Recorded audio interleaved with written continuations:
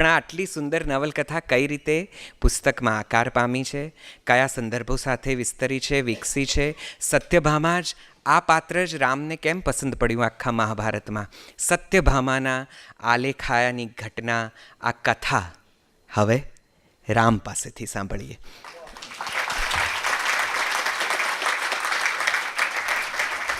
એક વખત જોરદાર તાળીઓ સાથે રામ મોરીને સ્વાગત કરીએ.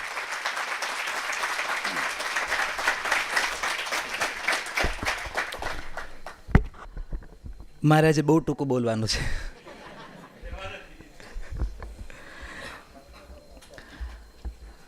બહુ મિશ્ર લાગણી છે. આ મંચ ઉપર 3 વર્ષથી ટૂંકું બોલવાનો પ્રયત્ન કરું છું. પ્રયત્ન જ કરું છું, બોલતો નથી ટૂંકું. અને આજે મંચ ઉપર વક્તા તરીકે વાત કરવાની છે. મારા અવાજમાં પણ સહેજ એક ધ્રુજારી છે. અત્યારે શ્રોતાઓમાં જે લોકો ઉપસ્થિત છે, આમાં એવું છે, હું કોનું નામ લઉં ને કોનું નામ છોડું, એટલે હું કંકુ ચોખા ઉડાડું છું, ઝીલી લેજો.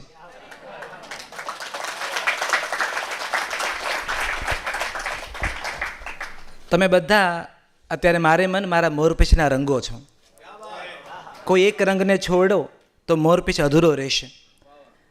એટલે તમારી આ હાજરી જ મારા માટે બહુ મોટો હોંકારો છે. હું ગઈકાલની આ સાંજને એકવાર સ્મરી લઉં છું. આ નવલકથા સત્યભામા મેં લખી, એમાં ઋણ સ્વીકારમાં કેટલાક નામો મેં લખ્યા છે કે આ સર્જકોને ન વાંચ્યા હોત તો કદાચ સત્યભામા જન્મી ન હોત. એટલે એમની બારીએથી કૃષ્ણ નામના આકાશને હું જોવા પામ્યો છું. કૃષ્ણનું આકાશ તો બહુ જ મોટું છે.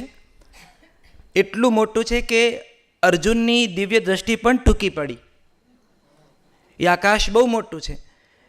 ત્યારે મારી ભાષાના, ભારતીય ભાષાના એવા કેટલાક સાહિત્યકારોએ એણે મને ખોળામાં બેસાડીને કીધું કે આવ અમારા ઝરૂખે અમારી બારીએ, અમે અમારી બારીએથી તને કૃષ્ણ નામનું આકાશ દેખાડીએ. એ એમનું આકાશ હતું. અને એવા નામો લેખમાં એક નામ મેં લખ્યું હતું, દિનકર જોશી. ગુજરાતી સાહિત્યમાં દિનકર જોશી નામની ઘટના ભૂંસી નાખું તો બહુ બધા પિંડદાન અધૂરા રહે. બહુ બધા પિંડદાન. એમાં નર્મદ પણ આવી જાય, એમાં મોહમ્મદ અલી ઝીણા પણ આવી જાય, એમાં ગાંધીજી પણ આવી જાય, એમાં હરિદાસ પણ આવી જાય, એમાં સરદાર વલ્લભભાઈ પટેલ પણ આવી જાય, રવિન્દ્રનાથ ટાગોર પણ આવી જાય, રાધા, રૂક્ષ્મણી, દ્રૌપદી અને કૃષ્ણ પણ આવી જાય. એવો મોટો ખમતીદાર સર્જક. મેં ગઈકાલે કહ્યું હતું કે યમરાજ લેવા આવે આપણને. હું આ ગઈકાલે બોલું છું એટલે ગઈકાલે સાંજે રાજકોટમાં નાગરિક સહકારી બેંકમાં મારા કૃતિ વિશે વાત કરવાની. ત્યાં હું પોણા 2 કલાક બોલ્યો હતો, પણ અહીંયા 30 મિનિટ બોલવાનો છું. મેં કહ્યું કે યમરાજ લેવા આવે આપણને કે ચલો સમય થઈ ગયો, બિસ્તરા પોટલા પેક કરો. તો યમરાજને અધિકારપૂર્વક કહી શકાય કે હમણાં અટકો, કારણ કે મારે ગુજરાતી ભાષામાં દ્વારકાનો સૂર્યાસ્ત નામની નવલકથા વાંચવાની બાકી છે. એક એવી નવલકથા કદમાં બહુ નાની લાગે પણ ભાવમાં એ વિરાટ સ્વરૂપ છે. ઉત્તમ નવલકથા છે, કારણ કે એ દ્રષ્ટિએ કૃષ્ણને ને દ્વારિકાને જોવા આપણી આંખો ટેવાયેલી નથી. એ દ્વારિકાના સૂર્યાસ્તની એ પ્રથમ પ્રકરણનું પહેલું વાક્ય, જ્યાં વહેલી સવારે કૃષ્ણ જાગ્યા છે, અને કૃષ્ણ એટલે જાગ્યા છે સફાળા, કારણ કે જમણા પગના અંગૂઠા ઉપર ઉંદર એને બટકું ભરે છે એવું સ્વપ્ન કૃષ્ણએ જોયું છે. અને આ બહુ સાંકેતિક સ્વપ્ન કૃષ્ણ રૂકમણી સાથે વહેંચે છે. એક દ્રશ્યમાં એક જુદા કૃષ્ણ, જુદી દ્વારિકા મને મળી. કમા મુનશીએ સત્યભામાની વાત ગુજરાતી સાહિત્યમાં કરી. સૌથી પહેલી વાર મારા ધ્યાનમાં આવી હોય તો કરસનદાસ દાદાએ સત્યભામાની વાત દાદાએ કરી. પછી કમા મુનશીની સત્યભામા મારા ધ્યાનમાં આવી. એક સરસ સંયોગ એ પણ થયો છે કે મુનશીની સત્યભામાની એક પ્રિય સખી છે, એનું નામ ઉરી છે. ઉરી સાથે એ વાત કરતી હોય છે, પોતાના મનની વાત, જે બીજા કોઈને કહી નથી શકતી. અને આજે આ જે આપણે બીજા હવે વાચિકામાં 2 પત્રો સાંભળવાના છે, ઉર્વશી, એનું કાયમ ઉરી કહીને બોલાવું છું. એટલે આ પણ કદાચ સંયોગ છે કે સત્યભામાએ ઉરીને બોલાવી છે. તો આ સત્યભામા ગુજરાતી સાહિત્યમાં મેં વાંચી, મેં માણી, પણ મારી પાસે પહેલી વાર ક્યારે આવી, એટલે હું મારા દાદાનું સ્મરણ કરું છું, કેસર દાદા, જેનું બહુ જ મોટું પ્રદાન રહ્યું છે મારામાં. સંતાનોમાં આપણા પૂર્વજોનું કે આપણા ઘરડાઓનું કેવું ઇન્વેસ્ટમેન્ટ હોય છે એનું બહુ મોટું ઉદાહરણ મારા દાદા છે. તો મારા દાદાની આંગળી પકડી હું ભજનોમાં જતો, મારી 6-7 વર્ષની 5 વર્ષની મારી ઉંમર, અને એ સદનસીબે એ જમાનામાં ડાયરા બહુ ગરવીલું નામ ગણાતું. એ ડાયરાઓમાં માયક નહોતા, એ ડાયરાઓમાં આ સંગીતના સાધનો નહોતા, એટલે ચા પીધા પછીની જે રકાબી છે એ રકાબી મંજીરા બનતી. તગારું ઊંધું કરવામાં આવે ને તગારા ઉપર 2 પાણાનું નગારું બનાવવામાં આવતું. અને એવા એ ડાયરામાં ગુરુમુખી ભજનો, ભજનને પદ શબ્દ ના બોલવાતો, વાણી શબ્દ બોલાતો, કે વાણી ગાશે, વાણી. આ બધું આ ઉંમરે પહોંચ્યા પછી સમજાય કે આ બધું કેટલું અર્થસભર હતું, કે આજે વાણી ગાશની વાણી ગવાય પછી વાણી ખોલે બધા લોકો, કે આમાં ગંગા સતી પાનબાઈ શું કહે છે, લીરનબા શું કહે છે, કુંભો રાણો શું કહી રહ્યો છે, લાખા લોયણ શું કહે છે, જેસલ તોરલ શું કહી રહ્યા છે, નવનાથની વાત થાય, રૂખડ બાવાની વાત થાય. આ બધી વાણી દાદાની આંગળી પકડી હું સાંભળતો. એવા એક મારી બાજુનું એક અણીડા નાનું ગામ છે. મારા ગામથી ચાલતા ચાલતા તમે અડધી કલાકમાં એ ગામ પહોંચી જાઓ, અને ખેત મજૂરોનું આખું ગામ. ભજનની આ બહુ મોટી ખૂબી છે. આ જાત વર્ણ ને અસ્પૃશ્યતા તો મોટા નગરોની માયા છે, ભજન તો બધાના ઓટલે થાય. તો એવા એ પરંપરામાં એવા એક ખેત મજૂરના ઘરે ભજન હતા, અને હું દાદાની આંગળી પકડીને ત્યાં ભજનમાં બેઠેલો. એમાં એક દાદા, હવે એનું નામ તો મને પણ નથી આવડતું, મને સ્મૃતિમાં એ સ્મરણમાં એ દ્રશ્ય બિલકુલ આમ સ્થિર છે, એનો એક પણ રંગ આછો નથી થયો હજુ એ દ્રશ્યનો, કે સફેદ ચોરણી અને પાઘડી પહેરેલા દાદા, અને એના ખભે બાંધણીનો દુપટ્ટો હતો. એ બાંધણીનો દુપટ્ટો એને માથે ઓઢ્યો હતો, ભજન ગાવા બેઠા હતા. એના એક હાથમાં તંબુરો હતો, માથે એને ઓઢણી ઉઠી છે, એક હાથમાં તંબુરો છે, એક હાથ હવામાં ડોલતો જાય છે, અને ગાય છે કે તમે રમવાને આવો સતભામા સુંદરી, એવો ચાંદો ચડો આકાશ રે, તમે રમવાને આવો સતભામા સુંદરી. બહુ સમય પછી મને સમજાણું કે આ તો પ્રેમ સખીનું પદ છે, પણ ત્યારે એ કાળે નહોતી ખબર કે આ પ્રેમ સખીનું પદ છે. અને એ પદમાં બહુ સરળ વાત હતી કે દ્વારિકામાં રાસ રચાયો છે ને સત્યભામા રીસાઈને બેઠા છે, કૃષ્ણ એને મનાવી રહ્યા છે કે તમે રાસ રમવા આવો. સત્યભામા પોતાના આભૂષણો છોડીને બેઠા છે કે હું રાસ નહીં રમું. કૃષ્ણ કારણ પૂછે છે, અને સત્યભામા કહે છે કે જેને તમે પારિજાતનું ફૂલ આપ્યું એ રૂકમણી સાથે રાસ રમો, મારી સાથે નહીં. અને પદ્મા કૃષ્ણને કહે છે કે તમને લાવી દો પારિજાતનું ફૂલ, તમે ગરબો, તમે રાસ રમવા આવવાનું. પેલી કે હવે એ તો તમે આપી દીધું, હવે બીજું લાવશો તો એ પહેલું ફૂલ તો રૂકમણીને જ મળ્યું કહેવાશે. તો કૃષ્ણ કહે છે તો શું કરું? તો હવે મને ફૂલ નહીં, આખું વૃક્ષ લાવી દો. અને એ પદ પ્રમાણે ધરતી પર પહેલી વાર પારિજાતનું વૃક્ષ લાવ્યા કૃષ્ણ સત્યભામાને મનાવવા માટે. અને પછી અંતે પદમાં કહે છે કે અને રંગે ચંગે રમ્યા શ્રી ભગવાન ને ભામા સુંદરી, તમે રમવા ને આવો સતભામા સુંદરી. એ પદ તો પૂરું થઈ ગયું, પણ હું જ્યારે પ્રાગળ વાહે વહેલી સવારે દાદાને આંગળી પકડીને ઘરે પાછો જઈ રહ્યો હતો, ત્યારે મેં મારા દાદાને એક સવાલ પૂછ્યો કે દાદા 16,108 રાણીઓ એવું આપણે સાંભળ્યું છે કાયમ, સત્યભામા ન રમે,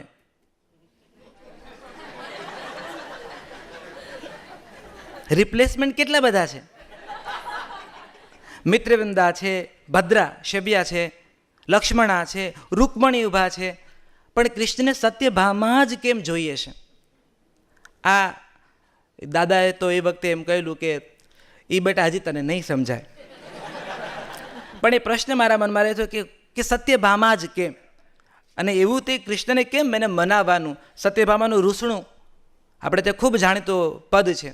મારી બા સાથે હું ખેતરમાં કાલા વીણતો બા સાથે, અને બા મારી ગાતી કે સત્યભામાને ચડું રૂસણું રે લોલ, એટલે પાછી સત્યભામા આવી કે આ તો વારે વારે રીસાય જ છે. તૈયાર થાવ દર્પણની સામે અને રીસાઈ જાઓ. મને આ વાતમાં બહુ રસ પડ્યો કે આ પણ એક અભિવ્યક્તિ છે, પણ પેલો પ્રશ્ન કે કેમ કૃષ્ણ સત્યભામાને મનાવે છે, બીજી કોઈ કેમ નહીં, સત્યભામા જ કેમ? એ પ્રશ્ન તો ત્યાં ને ત્યાં સ્થિર થયો. પછી સમજનો થયો, ભણતો થયો, હોસ્ટેલમાં ગયો, સ્વામિનારાયણ ગુરુકુળ સરદારનગર ભાવનગરમાં રહ્યો, ભાવનગરમાં અભ્યાસ કરતો ગયો. અને નાનાભાઈનું મહાભારતના પાત્રો એ પુસ્તક મારી પાસે આવ્યું. નાનાભાઈનું પણ બહુ મોટું પ્રદાન છે. અને એ મહાભારતના પાત્રોને જુદી રીતે જોવાની દ્રષ્ટિ કે છે આ રીતે પણ જોઈ શકાય. તમે દર્શકનું પરિત્રાણ વાંચો તો દર્શક એવું જ કે આખું મહાભારત માત્ર શકુની અને કૃષ્ણ વચ્ચે હતું, બીજા કોઈ વચ્ચે નહોતું, બાકી બધા વધેરાઈ ગયા. દર્શક આવું સ્પષ્ટપણે માને છે. તો મારી પરંપરામાં આવા સર્જકોના અવાજ આવ્યા. મુનશી આવે છે. મુનશી કહે છે કે મારે એક એવા કૃષ્ણની વાત કરવી છે એનાથી ઉત્તમ લોકનાયક બીજો કોઈ નથી. અને આપણા દુર્ભાગ્ય કે એ કૃતિ અધૂરી રહી, અને કૃષ્ણાવતાર અધૂરી રહી, એનો ભારોભાર કે આ પૂરી ન થઈ. અને એવા ક્ષણે એવા સમયે મારી પાસે ક્યાંક અચાનક નરેન્દ્ર કોહલીનું મહાસમર આવે છે, હિન્દીનો બહુ મોટો સાહિત્યકાર, અને એણે પાછો એની પ્રસ્તાવનામાં મુનશીનો ઉલ્લેખ કર્યો છે. એટલે જ્યારે કોહલીને વાંચ્યા ત્યારે મને સમજાણું કે આ મુનશીનું અધૂરું કામ છે એ તો કોહલીએ પૂરું કર્યું. કારણ કે બે એ જ પેરેલલ એક કક્ષાના બે સાહિત્યકારો. મને છે કે કથાઓ કેવી રીતે કથાકારને પસંદ કરતી હોય છે. આપણે માનીએ છીએ કે કાળચક્ર અધૂરી રહી મેઘાણીની, પણ આપણને શું ખબર કે એ કાળચક્ર બીજા સ્વરૂપમાં કોઈ બીજા સર્જકને પકડ્યા હશે. કારણ કે કથાઓ કથાકારને પસંદ કરે છે, કથાકાર કથાને પસંદ નથી જ કરતો.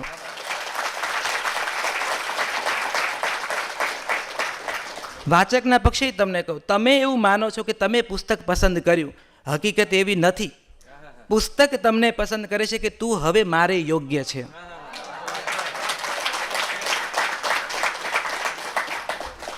આ બધાની વચ્ચે સત્યભામા તો ત્યાંની ત્યાં જ હતી. પછી રામાનંદ સાગરની શ્રી કૃષ્ણ સિરિયલ આવતી, એ તો લગભગ બધાએ જોઈ છે. એમાં પિંકી પરીખ દેસાઈ રૂકમણી બનતા મને એટલી મજા આવતી. પેલી જે તપકરિયાવાળી એની ઓઢણી હતી, રૂકમણી તો આવા જ હોય. એ પિંકીબેન હમણાં જ્યારે પણ મળે ને તો મને એમ જ થાય કે સ્મિત કરીને કહેશે કે કિંતુ પ્રભુ મેરે મન મેં એક સવાલ અભી ભી હૈ. એની અંદર પાછું સત્યભામાનો આખો એક જુદો ડ્રામા સરસ રીતે, એમાં પાછું આ પારિજાતનો પ્રસંગ આવે, સુવર્ણ તુલાની વાત આવે, ઓ નાથ તમે તુલસીના પાંદડે તોળાયા, આ પદો આવે જેમાં સત્યભામા સુવર્ણથી કૃષ્ણને તોળે અને રૂકમણી તુલસીનું પાન મૂકીને કહે છે કે જે સ્વયં પોતે આટલું મોટું સુવર્ણ છે તું એને સુવર્ણથી તોલીશ. તો આ બધા પ્રસંગો જોયેલા. સીધો હું આવી જાઉં છું 2013-14માં. હું TV9 ગુજરાતીમાં નોકરીએ લાગ્યો, અને જીવનની પહેલી નોકરી જેમાં સીધો 10,000 પગાર હતો. એટલે બહુ મોટી વાત હતી. 3 નોકરી ભેગી કરીને મારો 5,000 પગાર નહોતો થતો, અને સીધો મને ભક્તિ નામનો શો, અમારા જયેશ પારકર, અને એ ભક્તિ શોમાં મારે કામ કરવાનું હતું. મારો અદ્ભુત સ્ટાફ TV9નો, એમાં અવનીબેન છે, ધારા, ભૂમિ, જુહી, જય, હિરલ, આ બધા એ મારા મિત્રો અત્યારે આવેલા છે. TV9નો સ્ટાફ અહીંયા ઉપસ્થિત છે. 2014માં ભક્તિ શોમાં મારું કામ હતું ભારતીય મંદિરો અને પુરાણોની કથાઓ લખવાનું, અને અમે 1500થી વધારે એપિસોડ્સ એ ભક્તિ શોમાં અમે લોકોએ લખ્યા. આખી અદ્ભુત ટીમ. અવનીબેન ખૂબ અભ્યાસુ, અવનીબેનનો સ્ક્રીન પ્લે બહુ મજબૂત, એ જે રીતે વાર્તાઓ કથાઓને કે ભક્તિ શોમાં. જયેશ પારકર, નાખી અદ્ભુત અમારી ટીમ. એમાં આ ફરી સત્યભામા સળ વળી, કારણ કે ત્યાં આ તુલા પ્રસંગ આવ્યો, અને મને થયું કે આ વાત તો અધૂરી હતી, પેલો છેડો રહી ગયો. જુઓ કથા તમને પસંદ કરે છે આટલા વર્ષે, 5 વર્ષે જે સવાલ મનમાં આવેલો એ સીધો મને 2014માં પાછો આવે છે કે કેમ સત્યભામા જ. અને પછી આ કથા ઘડાતી ગઈ. અમારે ત્યાં TV9માં અમારો લંચ બ્રેક બહુ લાંબો ચાલતો, પ્રોગ્રામિંગવાળા હતા એટલા માટે. તો લંચ બ્રેકમાં હું સત્યભામાનું પ્રકરણ કહું, હું પાત્રોની વાત કરું, અને આ બધા મારા 6-7 મિત્રો જે છે એ બધા રસથી સાંભળે. આ 2014ની વાત તમને કરું છું. આ મારા મિત્રોને અતિશયોક્તિ વગર કહું છું કે આ નવલકથાનું અંતિમ પ્રકરણ ને અંતિમ પેરેગ્રાફ ખબર છે. એ લોકો એટલા રસથી, એટલા ખંતથી આ કૃતિ સાંભળે છે. બધા જ પાત્રોથી એ લોકો માહિતગાર. એટલે એમની સાથે નવલકથાની ચર્ચા કરતો, મજા પડતી, આમ તેમ. હું નોટ્સ બનાવતો મારી, અને કમ્પ્યુટરમાં લખતો, બધું ભેગું કરતો, પણ કૃતિ લખાય નહીં. મોઢે આખી કૃતિ મારે ક્યાં કયા પાત્રની વાત કરવી છે, કયા પરિવેશની વાત કરવી છે, કયો પ્રસંગ મારે લેવો છે. અને પછી 14માંથી હું સીધો આગળ વધતો ગયો. 15, 16, 17 એની વચ્ચે મહોતું પુસ્તક આવ્યું, કોફી સ્ટોરીઝ, કન્ફેશન બોક્સ, ફિલ્મો આવ્યા, નાટકો આવ્યા. પણ પેલી સત્યભામા ત્યાં ને ત્યાં ઊભી રહી. એના અંશો લખાય, એનું કામ થાય, પણ કોઈ એક તબક્કે આ વાતો એટલે પણ કરું છું કે આપણે માનીને પણ એક ઉર્જા સતત હું કહું કે કલાકાર એટલે હું માત્ર લેખકની વાત નથી કરતો, એમાં ચિત્રકારથી માંડી બધા જ આવી ગયા છે, જેની અંદર થોડી ઘણી સર્જનાત્મકતા છે. સર્જનાત્મકતા રસોડામાં પણ ખુલતી હોય છે, સર્જનાત્મકતા તમારે બારીઓના જે પડદા લગાડો છે એમાંય ખુલતી હોય છે, ફૂલદાનીમાં કયા ફૂલ મૂકવા એ પણ સર્જનાત્મકતા જ છે. તો જેની સાથે કળા વરેલી છે ને એ માણસ ક્યારે એકલો નથી. જીવનમાં તમારે શાપિત મનુષ્યો જોવા હોય, નર્ક ઉપર નથી. નર્કની વ્યાખ્યા ખોટી છે, ઉપર કોઈ નથી. અહીંયા એક નર્ક છે અને તમને એવા મનુષ્યો દેખાય જે સમય કાપે છે, એવા લોકો જેને કોઈ કળામાં રસ નથી, એમને એક પણ કળામાં રસ નથી, એ સમય કાપે છે અને એમને ખબર જ નથી કે એવું પીડિત છે, એમને જાણ જ નથી કે શ્રાપિત છે. તો આ જે કળા છે એક ઉર્જા છે જે સતત તમારું ધ્યાન રાખે છે. ડગલે ને પગલે હું લખતી વખતે આ વસ્તુ મેં સતત અનુભવી છે. કોઈ એક ઉર્જા છે જે એક ક્ષણે તમને હોકારો આપે કે તું એકલો નથી, કે તું એકલી નથી, હું તને જોઉં છું.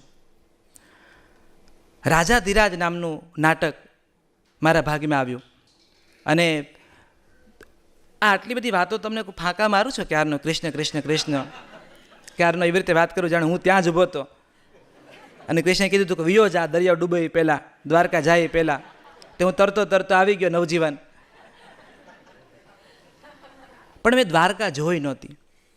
અને મને કાયમ એ વસ્તુ 3 થી 4 વાર એવા પ્રસંગ બન્યા છે કે મેં દ્વારકા જવાનું નક્કી કર્યું, ટિકિટ પણ થઈ ગઈ હોય અને દ્વારકા ન જવાય. એ પ્રતિકૂળતા મને સમજાતી નહોતી કે આ એવું કેવું એમ, ચલો બોલાવા આયા હે, આ બધું સાંભળીએ તો બધા છીએ આપણે, પણ દ્વારકા ક્યારેય જવાય નહીં મને. અને મને સમજાય નહીં કે આટલું બધું નક્કી થયું, આટલા બધા સથવારા પણ થયા, પણ દ્વારકા સુધી ન પહોંચી શકાયું. કદાચ એટલા માટે પણ સત્યભામા ઊભી હતી હજી સુધી. અમારા વિવેકભાઈ મને બહુ જ ઘણી વાર એવું કહેતા કે ગોકુળ મથુરા ગયો નથી ને વ્રજની વાતો કરે છે. તો મને એમ થયું કે દ્વારકા તો જવાયું નથી. અને આ રાજાધિરાજ નાટક આવ્યું અને એ નાટકના સંદર્ભમાં ધનરાજ નથવાણીએ આટલું મોટું સંગીત નાટક બનાવી હતા અને કૃષ્ણ ઉપર આખું નાટક. એટલે મને પાર્થિવ ગોહિલને વિરલ રાજ થ્રુ આ નાટકમાં પ્રવેશ મળ્યો અને કીધું કે આ તમારી ડિરેક્ટર છે શ્રુતિ શર્મા અને તમારે રિસર્ચ માટે દ્વારકા જવાનું છે. એટલે મને થયું કે આને જ કદાચ કહેવાતો હશે કે કૃષ્ણ બોલાવે છે તમને હવે, એટલે સાધિકાર તમને પ્રવેશ મળી રહ્યો છે. એ ક્ષણે મને લાગ્યું કે પેલી સત્યભામા સળવળી, જાઓ તો એવી રીતે જ જાઓ, એમ ના જાઓ કે આખું ટોળું જાય ને વચ્ચે હું ઊભો હોઉં. સત્યભામા નવલકથામાં કહે છે કે હું ટોળાનો ભાગ ન હોઈ શકું પણ ટોળાનું કારણ બિલકુલ હોઈ શકું. તો એ દ્વારકા સુધી પહોંચ્યો, દ્વારકાધીશના દર્શન કર્યા, એ મંદિર જોયું, 7 માળ જોયા અને એ બધી જગ્યા, આ 56 પગથિયાનો મોક્ષ દ્વાર, 4થા માળે શક્તિ માતાનું મંદિર કે કોઈ પણ ખૂણાથી તમને દ્વારિકા દેખાય ને શક્તિ એની કુળદેવી, આ બધી વાતો ઇન્ડાયરેક્ટલી નવલકથામાં આવી કે શક્તિ માતા યાદવની કુળદેવી છે, કે દ્વારકામાં 56 પગથિયાનો મોક્ષ દ્વાર છે, મોક્ષ દ્વારનો આ અર્થ છે. એ બધું સાંભળતો ગયો, જોતો ગયો. બપોરના સમયે એક તક મને મળી કે જ્યાં અમારું કામ રિસર્ચનું પત્યું હતું, હું પેલા દરિયા સુધી ગયો અને એ કમર સુધીના દરિયામાં જે ઊભો રહ્યો અને મેં દરિયાને હાથ જોડીને કહ્યું કે ઓથેન્ટિક કથા તો તમારી પાસે છે, ડૂબતી દ્વારકા તમે જોઈ છે, એ આક્રંદ તમે સાંભળ્યા છે, છેલ્લા જ્યારે યાદવ કુળનો વિનાશ થયો એ વખતની પીડા તમે જોઈ છે, મહાભારતનું યુદ્ધ થયું પૂરું અને નારાયણી સેના જ્યારે કપાઈ ગઈ ત્યારે એની એ વિધવા સ્ત્રીઓ, એ નિરાધાર બાળકો અને વૃદ્ધ અશક્તોની મૂંગી આંખોને તમે સાંભળી છે, કારણ કે તમે શાશ્વત છો. કદાચ અત્યારે ઊભું દ્વારકાનું મંદિર એ પણ કદાચ એ જગ્યા નહીં હોય કદાચ, પણ દરિયો તો ત્યાં છે અને એ દરિયા પાસે આ કથા છે. મેં એમને કહ્યું કે હું આ કથા મારે લખવી છે ને તમારી પરવાનગી મને જોઈએ છે, અને જ્યારે કથા થઈ જાય એની એક કોપી હું રાખીશ અને તમને પધરાવીશ, તમને પાછી આપીશ કે તમારી પાસેથી લીધી છે કથા ને તમારી જ કથા છે, મને અનુમતિ આપો. વેદવ્યાસ મહાભારતના આદિ પર્વમાં એક શ્લોકમાં એક વાત ટાંકે છે. એ શ્લોકમાં એવું કહે છે વેદવ્યાસ, જગતની કોઈ પણ કથા તમે મહાભારતની બહાર નહીં બોલી શકો, અને કોઈ પણ કથા તમારે કેવી હશે તો મહાભારતનો સંદર્ભ તરીકે તમારો ઉપયોગ લેવો પડશે. આવો એક સાધિકારપૂર્વક એક સર્જક કહી રહ્યો છે પોતાની કૃતિ માટે. અને દ્વારકાના એ મુલાકાત પછી, દરિયાના એ દર્શન પછી સડસડાટ સત્યભામા કાગળ પર લખાવાની શરૂ થઈ. એટલે મને થાય છે કોઈ એક ઉર્જા છે, કોઈ એક જણ છે જે સતત તમારી સાથે જોડાયેલા છે. કથા આ બધી છે, એની વચ્ચે રાધા નહોતી મારી નવલકથામાં ક્યાંય. મેં જ્યારે આખી નવલકથા તૈયાર કરી, મારા મનમાં રાધા, મને એમ હતું કે રાધાની મારે જરૂર નથી. 4-5 વર્ષ પહેલાં હું મારા એક ફિલ્મ મેકર મિત્ર છે હાર્દિક ગજ્જર અને પૂનમ શ્રોફ, એ લોકોને મળ્યો અને એની એક ફિલ્મ લખી રહ્યો હતો હું હિન્દી, અને એના માટે અમે લોકો ભુજ ગયા હતા. ફિલ્મનું નરેશન પતી ગયું, પછી અમે લોકો લંચ માટે બેઠા હતા અને વાત કરતા કે હમણાં શું નવું લખી રહ્યો છે, તારા મનમાં શું છે? તો મેં કીધું એક નવલકથા પર કામ કરું છું, સત્યભામા નામ છે નવલકથાનું. તમે જમવાના ટેબલ પર બેઠા છીએ અને કહે છે કે શું વાર્તા છે? એટલે મેં વાર્તા બોલવાની શરૂ કરી. લગભગ અમે 1.5-2 કલાક સુધી કૃતિ વિશે વાત કરતા રહ્યા. જે મને ઓળખે છે એને ખબર છે કે આમાં કોઈ સંશય નથી. અને એ 1.5-2 કલાક 2.5 કલાક સુધી એ કૃતિની આખી વાત સાંભળી. અને એ જમતા જમતા એ મારા ફિલ્મ મેકર મિત્ર હાર્દિક ગજ્જર મને પૂછે છે કે આમાં રાધા કેમ નથી? મેં કીધું રાધાની ક્યાં જરૂર છે? તો એણે મને એક જ સવાલ પૂછ્યો કે તે કેવી રીતે નક્કી કર્યું? તું કેવી રીતે નક્કી કરી શક્યો કે તને રાધાની જરૂર નથી? અને એ સાથે મને થયું કે તો સત્યભામાની બારીએથી રાધા તો હોઈ જ શકે, કદાચ હું કૃષ્ણની બારીનો ઉપયોગ ન કરું. આ હું તમને એટલે આ બધું કહી રહ્યો છું કે ગોવર્ધન પર્વત ઉચક્યો કૃષ્ણએ, પછી ગોવાળ બધા લાકડી લઈને ઊભા રહ્યા હતા. પછી એક ક્ષણે બધા ગોવાળને થયું કે આપણા ટેકે ઊભો છે. અને લોકકથા એવું કહે છે કે કૃષ્ણએ સેજ આંગળી નીચે કરી અને 14 ભુવન હલ્યા. પાછા ગોવાળે કીધું કે લઈ લો ભાઈ, આ તમારું જ છે. અને કૃષ્ણએ પાછી આંગળી ટેકવી. હું આ એટલે કહી રહ્યો છું, મેં એની પ્રસ્તાવનામાં બહુ વિગતે બધી વાત કરી છે. એ બધા જ મિત્રોનો અને એ સર્જકોના આ કૃતિમાં જોડાયેલા છે. આ બધા લોકો જેના થકી કૃતિ લખાણી એ કૃષ્ણ છે. હું પેલો ગોવાળિયો એવું માનું કે આ મેં લખી છે.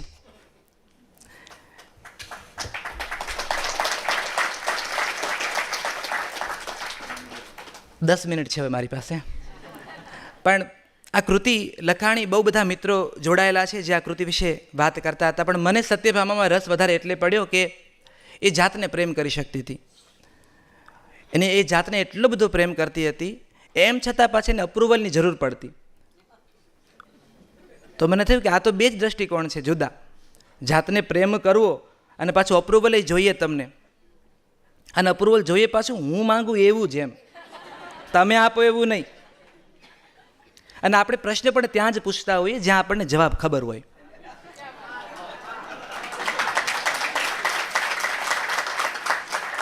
અને ગમતો જવાબ ના હોય તો આપણે સવાલને ફરી બદલીએ, એમ નહીં. તો મને થયું આ ભાવ તો બહુ શાશ્વત છે, અને આ ભાવ તો દિવસે ને દિવસે વધુ રિલેવન્ટ થઈ રહ્યો છે. કે કૃષ્ણ સૌભાગ્યશાળી કે એને હું મળી. અને કૃષ્ણને એવું માને છે પાછી એ કે કૃષ્ણ મોઢાના મોળા છે. હા, કે ભાઈ હાલતા ને ચાલતા બધા આવે દ્વારકા, કાંઈક નાની સમસ્યા થઈ હોય મદદ કરો જગદીશ, અને આ ઊભા જ હોય, આ મોજડી પહેરી ના થાય હાલતા. સત્યભામાને આ સમસ્યા છે. મોટાભાગની સ્ત્રીઓને એમ થાય કે અમારે એ બહુ ભોળા, એમને ના પાડતા નથી આવડતી, અને એટલે હગાહાઈમાં બહુ ગહાણા છે. અમારા એને જશ નથી મળ્યો, અમારા એની જશ રેખા બહુ ટૂંકી. સત્યભામાને પણ એવું લાગે છે કે આખો વખત એ બહાર આટલા બધા માટે કરે છે તો એ રાજા તો નહોત બન્યા. એટલે કૃષ્ણને કે આ ફરતા રહ્યો છે ને, ઠરીને બેસતા ને, એમાં રાજા નથી બન્યા તમે. એનો અર્થ એને ઊભો કર્યો છે. પણ મને રસે પડતો ભાગવતની જ્યારે કથાઓ વાંચતો, મહાભારતમાં પ્રસંગ છે, ગીતા પ્રેસ ગોરખપુરનો બે ભાગનો મહાભારત હું ટીવી 9 હતો ત્યારે એનો અભ્યાસ કરતો. એમાં દ્રૌપદી આવી છે દ્વારિકા, અને દ્રૌપદીની સામે બધી કૃષ્ણની અષ્ટપટરાણીઓ પોતપોતાના રંગના ઘાઘરાઓ પાથરીને બેઠી છે બધી. અને દ્રૌપદી બધાને વારાફરતી પૂછે છે કે તમે કેવી રીતે કૃષ્ણને પરણ્યા, તમે કેવી રીતે કૃષ્ણને પરણ્યા. બધી રાણીઓ પટરાણીઓ પોતાની કથાઓ કહી રહી છે. એમાં આ બાપડી એને ધીરેથી એમ પૂછ્યું કે બીજું બધું ઠીક છે. એને થયું કે આ કૃષ્ણની સખી છે, કૃષ્ણને સૌથી વધુ નજીકથી આ જાણે છે, તો આની પાસે બધા શોર્ટકટ હોય એમ. આપણા લાઈફ પાર્ટનરને આપણે ઓળખીએ એની કરતાં એના બેસ્ટ ફ્રેન્ડ વધારે ઓળખતા હોય તો એ કંઈ રેફરન્સ બુક તરીકે એનો ઉપયોગ લેવામાં ખોટું નહીં, એવું સત્યભામાને પણ લાગ્યું. એટલે મહાભારતમાં સત્યભામા ધીરેથી, આ એક જ પ્રસંગ છે મહાભારતમાં જ્યાં સત્યભામા મને થયું કે જ્યાં મેં એનું ટેન્ડર ભર્યું સત્યભામાનું પહેલી વાર. એમાં સત્યભામા પૂછે છે દ્રૌપદીને કે એવું શું કરી શકાય કે કૃષ્ણ સૌથી વધુ પ્રેમ તમને જ કરે, તમે તો એની પ્રિય સખી છો, એવું તે શું કરી શકાય કે કૃષ્ણ તમને જુએ તો બધું ભૂલી જાય. સાદા સરળ, આનાથી બે નિર્દોષ સવાલ બીજા હોય જ ન શકે. 5 પાના ભર્યા વેદવ્યાસે, એટલું દ્રૌપદી ખીજાણી. ગીતા પ્રેસ ગોરખપુરનો આવડો મોટો ચોપડો 5 પાના સુધી દ્રૌપદી બોલો છો, તમે ગણી લેજો હજુ પણ કન્ટિન્યુ. અલી બાઈ સમજી ગઈ, ભૂલ થઈ ગઈ બિચારી, છોરું કછોરું થાય, તું પાંચાલી માફ કર તારથી નાની. 5 પાના ભરી દ્રૌપદી ખીજાણી અને સત્યભામા ચૂપ થઈ ગઈ. મને થયું કે આ તો બાળોત્યાની બળેલ છે,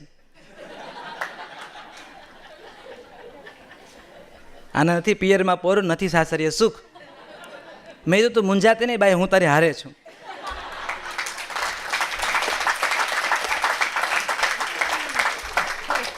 આ એક ઘટનાથી મને કાયમ એના માટે સંવેદન થયું કે પણ એમાં એવું તેને શું પૂછી લીધું, આ માંગણીમાં ક્યાંય કોઈનું અહિત તો છે નહીં. હા, એની અપેક્ષા એવી છે, અને અપેક્ષામાં ખોટું એને શું લાગ્યું, પણ દ્રૌપદીનો જે આખો પ્રભાવ વેદવ્યાસે મૂક્યો છે એટલે આ છોકરીએ પોતાની માયા સંકેલી. પછી મહાભારતમાં ક્યાંય બોલી નથી, વેદવ્યાસે આ બહુ ખોટું કર્યું છે, પછી એને ક્યાંય બોલવા જ ન દીધી. જાણે વેદવ્યાસ કહેતા હોય કે અને પછી સત્યભામા મૂંગી થઈ ગઈ.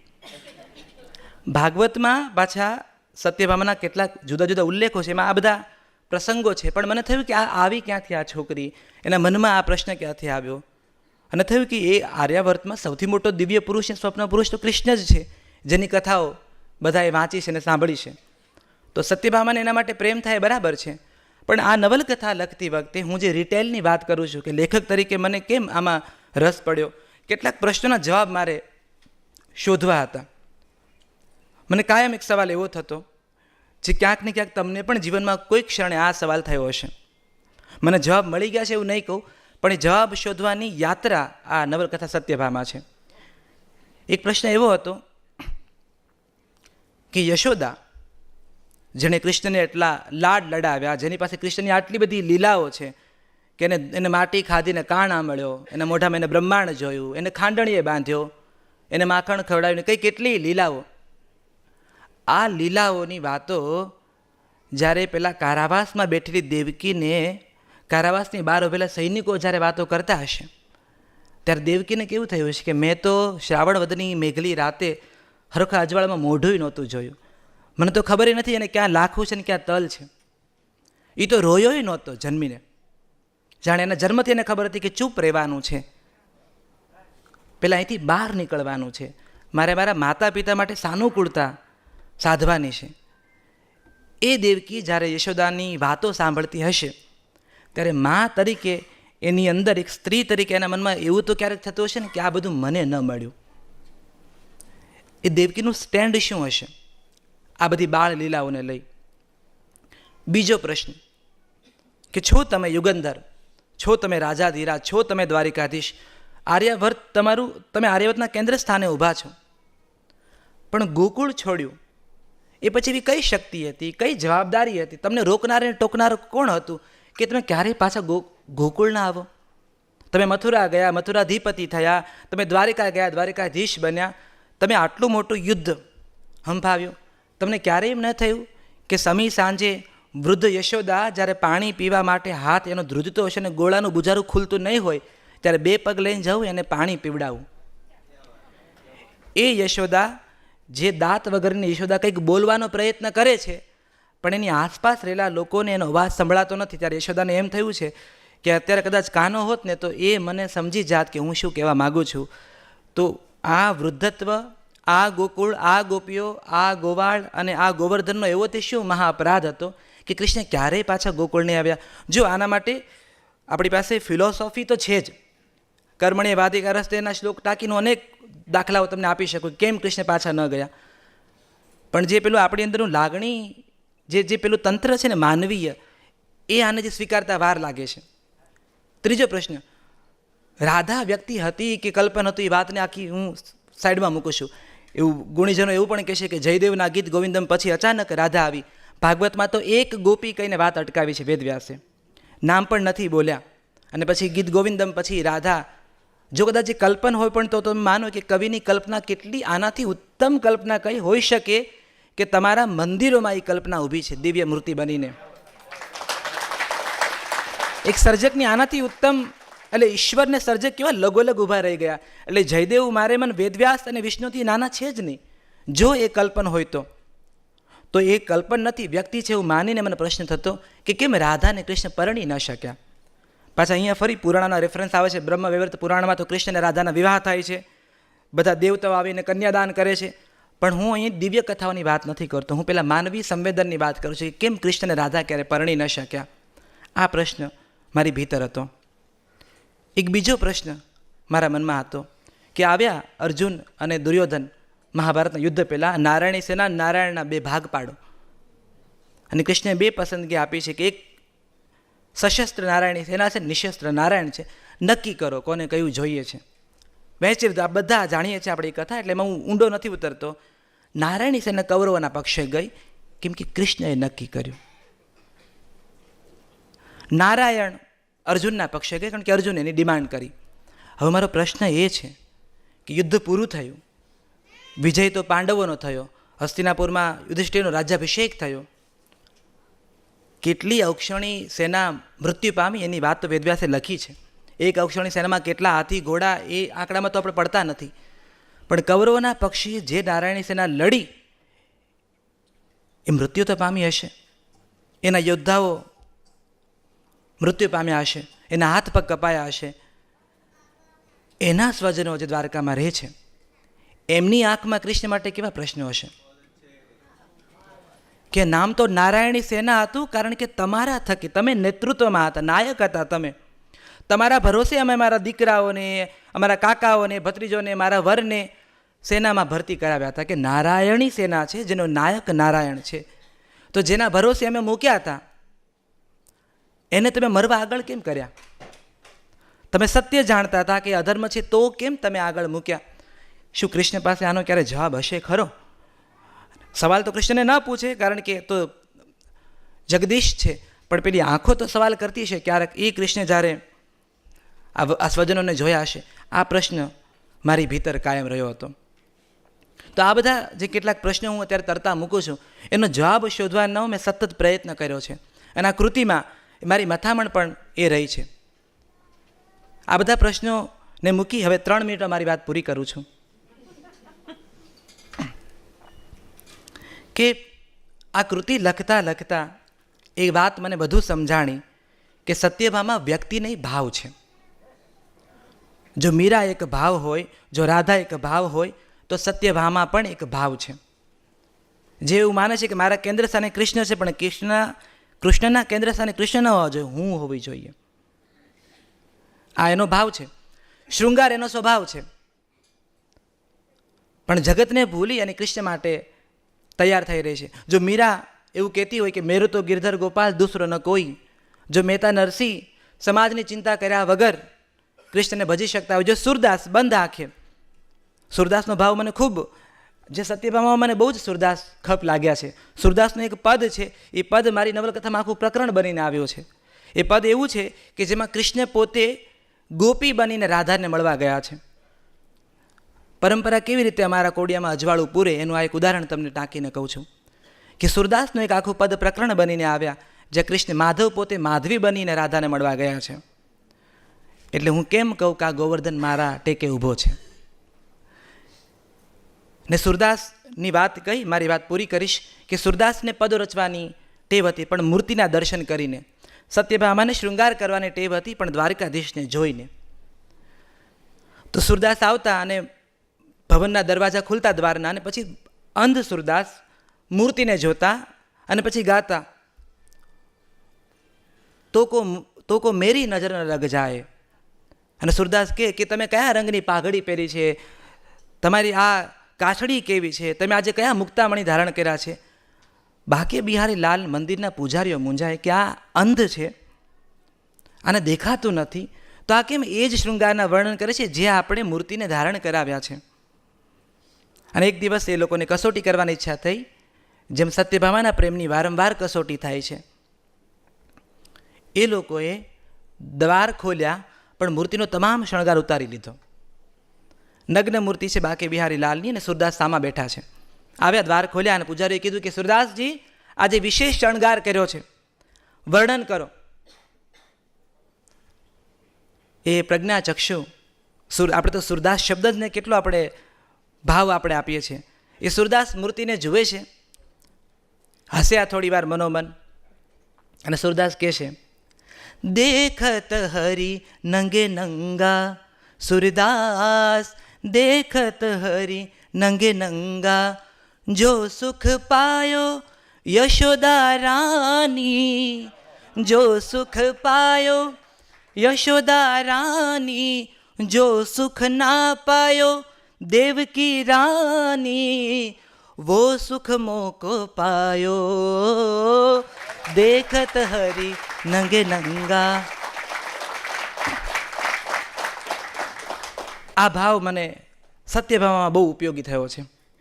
મીરા મેવાડમાં છે ને મીરાને ખબર પણ નથી કે રાણો કુંભો ગુજરીને આવ્યો છે, ગુજરી ગયો છે રાણો કુંભો, વીરગતિ પામ્યો છે.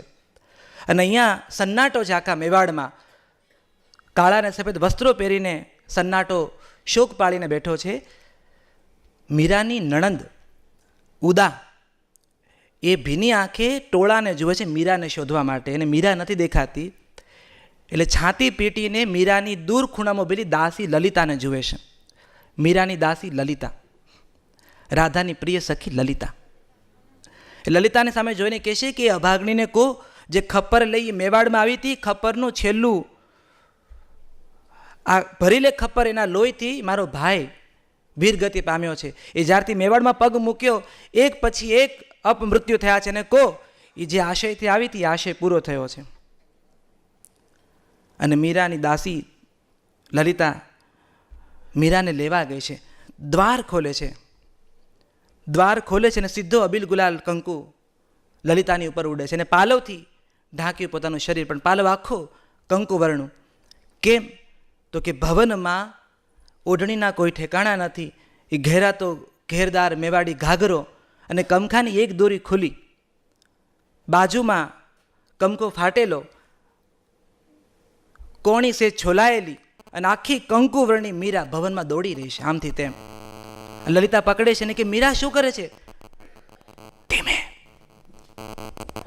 પેલા દૂર કદમના ઝાડની પાછળ નંદનો છોરો સંતાઈને ઊભો છે, અને એને ખબર નથી પેલી રાધાના રંગો ખૂટ્યા છે, એટલે વિશાખા સાથે રંગો લેવા ગઈ છે. એણે મને કીધું કે મીરા, હું રંગો લઈને પાછે આવી અમે લોકો, ત્યાં સુધી તું નંદના છોરાને બાંધી રાખજે. એ લોકો રંગ ભરવા ગયા છે, પેલા લોકો કદમની ઝાડ પાછળ, તું બોલતી નહીં લે, અને પોતાના મુઠ્ઠીમાં રહેલા કંકુ એ લલિતાના હાથમાં આપે છે. અને લલિતાને સમજાતું નથી કે આ ઘેલીને હું કેમ સમજાવું કે મીરા શું કરે છે. અરે કે આ છોકરાઓ બહુ રાક્ષસ જેવા થઈ ગયા છે, ગોવાળિયાઓ. તું જો મને પછાડી, જો મને વાગ્યો યમુનાનો કાંઠો, મને તરતા નથી આવડતું, હું તો ડૂબી જાત. આ તો બચી કદમની ડાળ પકડીને, પણ તું ધીરે બોલ, નહીં તો પેલો નંદનો છોરો સાંભળી લેશે. અને લલિતાને હલબલાવીને કહેશે કે મીરા, રાણા કુંભા, અને મીરા આખી પલટી. કુંભા આવ્યા, કુંભા વચન આપીને ગયા હતા કે પાછો આવીશ લડીને, અને તમારી સાથે હોળી રમીશ. અને મીરાને થાય છે કે આ રાણો જે આપણે પદોમાં ગાય છે, રાણાએ વિષનો પ્યાલો મોકલ્યો, રાણાએ આ કર્યું, એ એનો પતિ નહીં, એનો દિયર છે. રાણો કુંભો તો એ જણ હતો જે મીરાને શક્તિ મંદિરવાળા મેવાડી રાજપૂતી ઘરમાં કૃષ્ણનું મંદિર બનાવી આપે. રાણો તો એ હતો જે આવે ભોજન કરવા. દાસીઓ કે મીરાએ ભોજન નથી કર્યું, અને રાણો કુંભો પૂછે કે કેમ મીરા તમારું ભોજન નથી થયું? અને મીરા રડતી રડતી કે હું કેમ ખાવ, મને યશોદાએ ડારો આપીને ખીજાઈને આંગણાની બહાર કાઢી છે. કેમ બહાર કાઢી છે? કે પેલી ગોપીઓ બધી ફરિયાદ કરવા ગઈ હતી, એ ફરિયાદ એણે એ કરી કે આ તમારો છોરો માખણના માટલા ફોડીને જાય છે. યશોદાને એટલો ક્રોધ આવ્યો, એને ખાંડણીએ બાંધ્યો છે. હું કહેવા ગઈ યશોદાને કે તારા છોરાનો વાંક નથી, પણ મને યશોદાએ કીધું કે ખબરદાર મીરા, તે કૃષ્ણ માટે કૃષ્ણના પક્ષમાં એક વાક્ય કીધું છે, બીજી વાર મારા આંગણમાં પગ નહીં મૂકવા દો. અને મીરા રડતી જાય અને કહેશે કે કુંભા, એના કેડમાં પેલા જે દોરી બાંધી છે એ દોરીની ભરોળો ઉપસી ગઈ છે. મેં લાલાની આંખમાં આંસુ જોયા છે. કુંભા, તમે કહો ને તમે રાણા છો, તમે રાજા છો, કદાચ તમારી વાતનું વજન પડે. આ કુંભો એ જણ છે જે અંધારામાં યશોદાને ફંફોસે છે, ખાંડણે બાંધેલા કૃષ્ણને ફંફોસે છે અને અંધારામાં હાથ જોડીને કહેશે કે યશોદા મૈયા, તમે લાલાને છોડો તો મારી મીરા ખાવા પામે. આ એ કુંભો છે. એ કુંભો લાશ બનીને બેઠો છે અને કુંભો પાછો આવ્યો છે એ વાતમાં હાથમાં કંકુ લઈને દોડે છે મીરા. એ ઘેરદાર મરાઠી મેવાડી ઘાઘરામાં મીરાના પગ અટવાય છે અને સીધી પડે છે ભોંય પર. અખંડ ઘીના દીવા પાસે રાણાની લાશ છે અને સીધી એ મુઠ્ઠીમાં રહેલો અબીલ ગુલાલ રાણાના શરીર પર, અને જે સફેદ વસ્ત્ર ઓઢી રાણો સૂતો છે એ આખે આખો હોળીના રંગમાં સૌ કોઈ ડઘાયેલા છે અને એકલી હસી હસી બાકે બિહારી લાલની જય બોલાવે છે. એ મીરા ભાવ મને સત્યભાવમાં બહુ મદદ કરવા આવ્યો છે. એટલે આ પરંપરાના હું કેટલાક નામ એટલે ટાંકી રહ્યો હતો કે એક લેખક તરીકે આ કૃતિના આખા સર્જનમાં આ બધા ભાવે મને ખૂબ મદદ કરી છે. કૃતિ તમારા સુધી પહોંચી છે. કૃતિ તરતી રહેશે. કાલ સવારે હું અને તમે નહીં હોય અને જો આ કૃતિનું સત્વ હશે, કારણ કે કાળનો ઘંટલો એનું કામ કરે જ છે. લેખક લખવાનું કામ કરે, વાચક વાંચવાનું કામ કરે. કાળનો ઘંટલો એની જરૂરિયાત જોવે છે. એટલું જ ટકે છે જેટલી કાળને જરૂર છે. તો એ વાત હું કૃષ્ણના ચરણોમાં છોડું છું. એ વાત હું સત્યભામાના પાલવમાં છોડું છું. એક એવી દ્વારકા છે, એક એવી સત્યભામા છે, એક એવા કૃષ્ણ છે જે યુગો યુગોથી જુએ છે. અને કથા લખવાની શરૂ કરી ત્યારે રસ્તાની પેલે પાર મેં સત્યભામાને જોઈ કે ત્યાં ઊભા છે અને મારે એની વાત કરવાની છે. કથા લખતો ગયો એટલે માર્ગ ઓળંગી હું એની પાસે જઈને ઊભો રહ્યો કે મારે તમારા વિશે લખવાનું છે, કે તમારા વિશે લખી રહ્યો છું. અને કથા લખાઈ ગઈ પછી મને સમજાણું કે એ તો મારી ભીતર જ હતી અને મારી ભીતરથી બોલી રહી હતી. માત્ર મીરાને જ કૃષ્ણમાં સમાઈ જવાની છૂટ નથી, અમને સત્યભામામાં સમાવાની પણ છૂટ હોય. તો એ ભાવ સાથે આ કથાને હું હવે કોઈના નામ એટલે નથી લેતો કે બહુ મોટું હું મારા પ્રકાશકથી માંડી બધાનો એક સાથે અહીંયા જ આભાર માની લઉં છું. આપ સૌનો આભાર માનું છું કે આપ સૌ તમારા પોતપોતાના મોરપીંછના રંગો લઈને આવ્યા છો અને સત્યભામાનું આનાથી મોટું મામેરું બીજું હોઈ ન શકે. ખૂબ ખૂબ આભાર.